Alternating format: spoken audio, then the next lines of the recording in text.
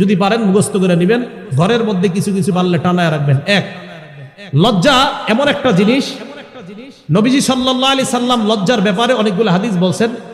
একজন তাবী ওয়াহাব ইবনে মুনাব্বিহ তিনি বলেন, আল ঈমান উরিয়ান, ঈমান জিনিসটা একটা খোলা জিনিস, খোলা। লিবাসুহু আত-তাকওয়া, ঈমানের পোশাক হলো আল্লাহকে ভয় করা, সুবহানাল্লাহ। ওয়া জিনাতুহু আল হায়া, ঈমানের সৌন্দর্য হলো লজ্জা। ঈমানের পোশাক তাকওয়া, ঈমানের সৌন্দর্য লজ্জা।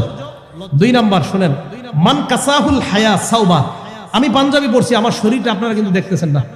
যেই ব্যক্তি লজ্জার পোশাক পরে, লাম ইয়ারান নাস আইবা, এই ব্যক্তির দোষ ত্রুটি তত বেশি মানুষের থেকে আড়াল থাকে, আল্লাহ হেফাজত করে।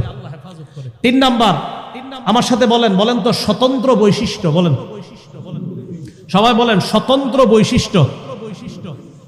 এখন আমার সাথে বলেন, আমাদের স্বতন্ত্র বৈশিষ্ট্য হলো লজ্জা।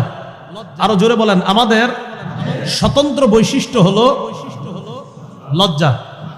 ইবনে মাজাহ হাদিস নাম্বার 4181 নাম্বার হাদিস, ক্বালা রাসূলুল্লাহ সাল্লাল্লাহু আলাইহি ওয়াসাল্লাম, আল্লাহ নবী বলেন, ইন্না লিকুল্লি দীনিন খুলুকা ওয়া খুলুকুল ইসলামি আল হায়া। নবীজি বলেন, প্রত্যেকটা ধর্মের স্বতন্ত্র একটা বৈশিষ্ট্য আছে, ইসলামের স্বতন্ত্র বৈশিষ্ট্য হলো লজ্জা, সুবহানাল্লাহ। যার মাঝে লজ্জাশীলতা যত বেশি, তার মাঝে ইসলামের স্বতন্ত্র বৈশিষ্ট্য তত বেশি।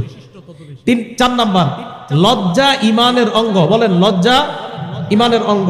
আপনার লজ্জা যত কম হবে, বুঝতে হবে আপনার ঈমানের পাওয়ার তত কম। লজ্জা ঈমানের অঙ্গ। মুসলিম শরীফ হাদিস নাম্বার 59 নাম্বার হাদিস, মোট হাদিস সংখ্যা হবে 7453। এই হাদিসের মধ্যে রাসূল করিম সাল্লাল্লাহু আলাইহি সাল্লাম বলেন, আল হায়াউ শুবাতুম মিনাল ঈমান, লজ্জা ঈমানের অঙ্গ। পুরা হাদিসটা আল ঈমানু বিদউ ওয়া সাবউনা আও বিদউ ওয়া সিত্তুনা শুবা।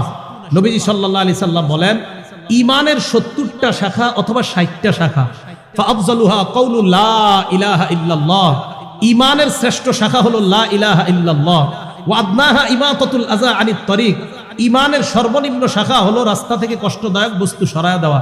এই আমলটা করেন সবাই? হ্যাঁ করেন।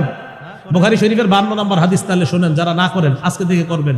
নবীজি বলেন, বাইনামা রাজুলুন ইয়ামশি বিতরিক, আমার কোন উম্মত রাস্তা দিয়ে হাঁটতেছে, আজকে এই মাহফিল থেকে বের হয়ে রাস্তা দিয়ে হাঁটতেছে, হাঁটার সময় ওয়াজাদা গুসনা শাওকিন আলা তরিক, একটা কষ্টদায়ক ইট পাইছেন, ইটের টুকরা, কলার সিলকা, একটা সুই পাইছেন, একটা কাটা পাইছেন, এটা আপনি রাস্তা থেকে সরায়া দিবেন, ফাআখারা, আপনি সরায়া দিবেন। নবীজি বলেন, শাকারাল্লাহু লা ওয়া গফারা লা, ওই মুহূর্তে আল্লাহ আপনার উপর সন্তুষ্ট হয়ে আগের সব গুনাহ মাফ করে দেন।